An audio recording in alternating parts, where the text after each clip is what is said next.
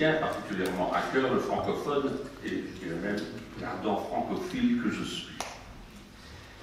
Dans le monde d'aujourd'hui, nous cumulons chacun diverses identités, et ce qui est enthousiasmant dans la francophonie, c'est ce sentiment d'une identité commune transfrontalière. Et j'aime cette identité qui se définit non pas par l'appartenance à un territoire, mais par la possession d'un patrimoine commun immatériel. A fortiori quand il s'agit d'une des cultures les plus brillantes et les plus universelles de l'humanité. C'est un Sénégalais, on l'a cité tout à l'heure, Paul Sédar Senghor, qui fut l'un des principaux fondateurs de la francophonie. L'ambassadeur de Tunisie l'a rappelé.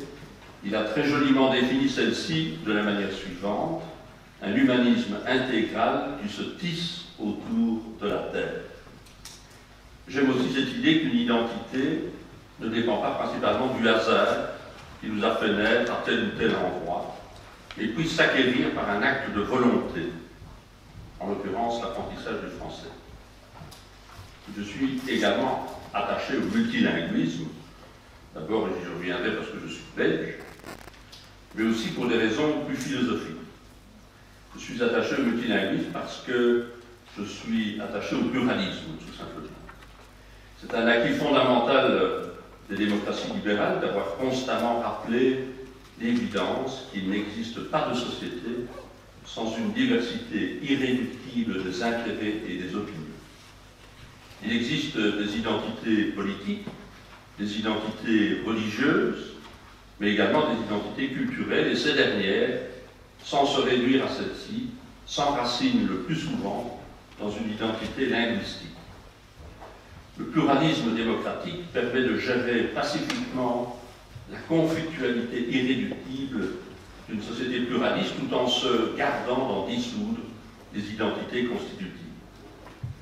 Comme l'écrivait le philosophe Ludwig Wittgenstein, les frontières de mon langage sont les frontières de mon monde.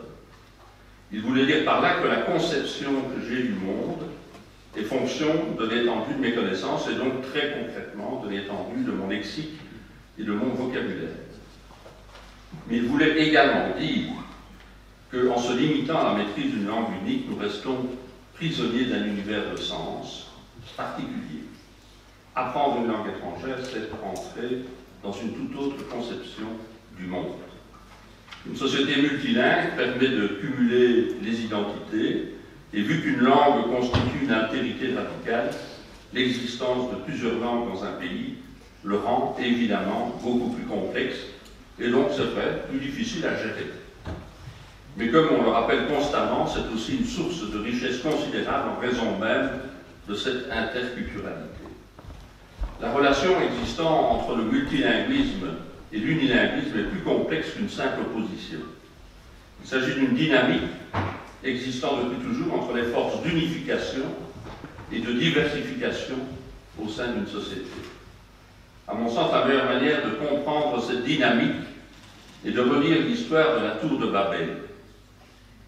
On sait que sa destruction par la divinité sanctionnait l'orgueil des hommes à vouloir rivaliser avec elle par l'érection d'un monument qui devait aboutir jusqu'au ciel.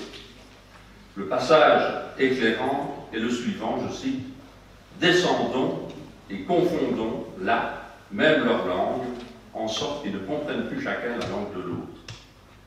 Telle serait l'origine de la diversité des langues, la confusio linguarum serait le fruit d'une malédiction divine. » Cela explique la volonté de retrouver la langue originelle, la langue adamique, celle que parlaient naturellement Adam et Ève. Comme l'explique Umberto Eco dans un ouvrage de sémiotique intitulé « La recherche d'une langue parfaite », un très grand nombre d'esprits brillants en Europe ont tenté, tout au long de l'histoire européenne, de récupérer la langue adamique ou de construire une langue parfaite. Une langue suffisamment simple, claire, efficace, pour gommer tout risque de malentendu et assurer la concorde entre les peuples. Le roi de Prusse, Frédéric II, tenta de découvrir cette langue naturelle par une expérience cruelle menée sur des enfants. Il ordonna aux nourrices d'allaiter ces derniers, mais avec défense expresse de leur parler. l'idée était de découvrir l'idiome naturel de l'humanité. Était-ce l'hébreu, le grec, le latin, l'arabe, une autre langue? On ne le sut jamais, car tous les enfants finissaient immanquablement par dépérir et puis par mourir. Quant à l'utopie de créer une langue parfaite, elle ne s'est jamais réalisée en dépit de nombreuses tentatives sur plusieurs siècles. Et quelque part, c'est d'ailleurs heureux.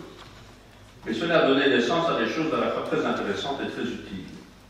Par exemple, la logique formelle, les taxonomies, l'unification des savoirs scientifiques et surtout le langage informatique, le médium universel par excellence. Ce que nous apprend le mythe de la tour de Babel, c'est qu'il y a constamment un double mouvement et que ce dernier n'est pas contradictoire. D'une part, l'homme se réinvente en permanence, se construit sur base de cette expérience, qu'elle soit individuelle ou collective, toute identité est une construction historique. Cela génère une grande diversité et une grande richesse. Mais d'autre part, dans le même temps, pour des raisons d'efficience organisationnelle, il est nécessaire d'uniformiser les modes de communication, faute de quoi les échanges seraient condamnés à rester locaux.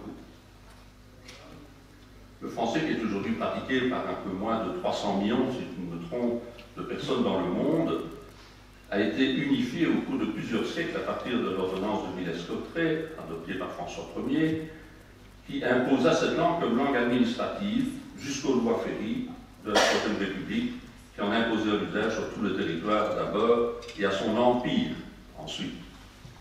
Les différents empires, d'ailleurs, avaient une langue officielle, le grec, le latin, l'arabe, l'anglais et d'autres, pour faire fonctionner le pouvoir, mais abritaient par ailleurs une très grande diversité de peuples et de langues qui le plus souvent ont cohabité pacifiquement durant des siècles.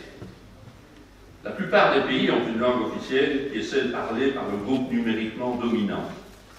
Il y a cependant des cas particuliers de pays qui ne sont pas régis par une seule langue officielle. La Belgique constitue sans doute un cas d'école d'une société multilingue. Nous avons officiellement 3 langues nationales, le néerlandais, le français et l'allemand, c'est-à-dire plus précisément que notre pays abrite 3 cultures et même 3 identités distinctes. Historiquement, comme vous le savez sans doute, le français était la seule langue officielle car elle était la langue de l'élite dirigeante dans notre pays. Et cela alors même que plus de la moitié des habitants s'exprimaient dans des dialectes flamands. À la base, cela correspondait à une réalité économique, puisque la Belgique fut, avec l'Angleterre, le premier pays au monde à s'industrialiser. Or, cette industrialisation s'est dans un premier temps concentrée sur le sud du pays, c'est-à-dire la partie francophone, car c'est là que se trouvaient les nombreux charbonnages et donc les principaux centres métallurgiques de la Belgique. Le sud était donc beaucoup plus prospère que le nord, et cette situation s'est progressivement inversée au cours du XXe siècle.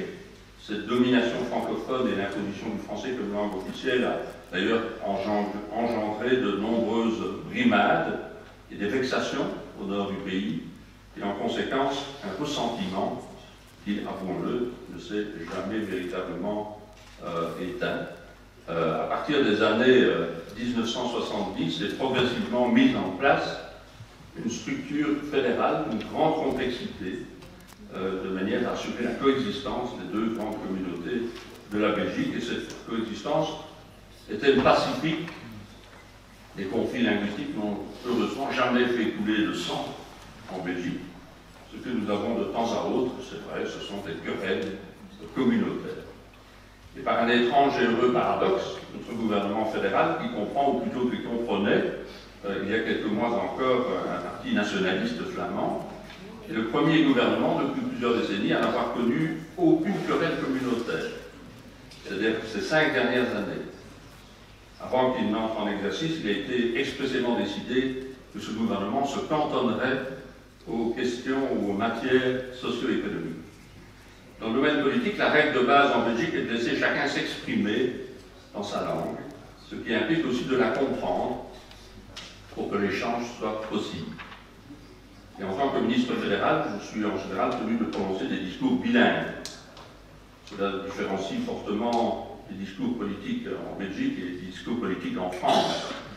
Le discours de ce soir est l'un des très rares discours que je prononce uniquement en français en ma qualité de ministre. Concrètement, j'ai comme mes collègues coutume de panacher mes discours de phrases francophones et flamandes.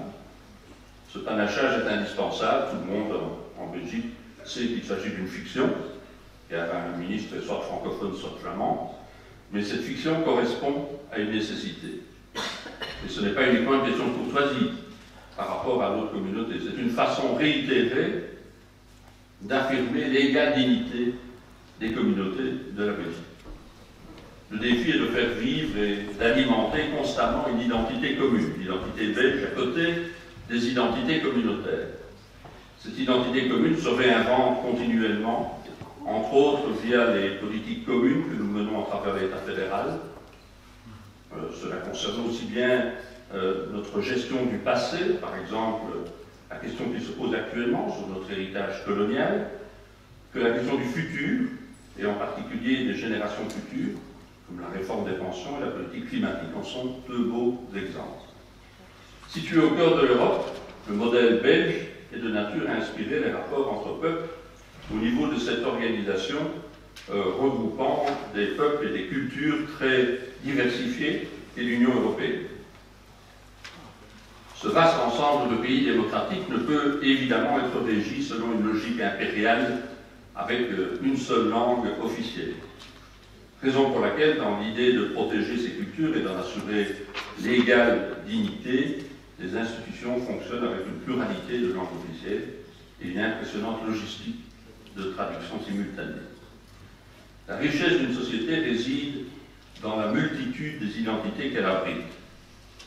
C'est une excellente chose pour l'Europe en général et pour la Belgique en particulier de compter tant de communautés culturelles. Des chercheurs ont constaté que les villes dont les universités sont les plus grandes, font les plus grandes innovations technologiques sont les villes les plus interculturelles de la planète. Ce sont les villes les plus tolérantes. Ce sont les villes où convergent les personnes venues de tous les continents. Ce sont les villes où l'on parle en moyenne 300 langues. Ce sont les villes où l'on trouve la plus grande concentration d'artistes, de peintres, de musiciens, d'écrivains, d'acteurs. Ce sont aussi celles où l'on trouve les plus impressionnantes boîtes de nuit et de communautés homosexuelles.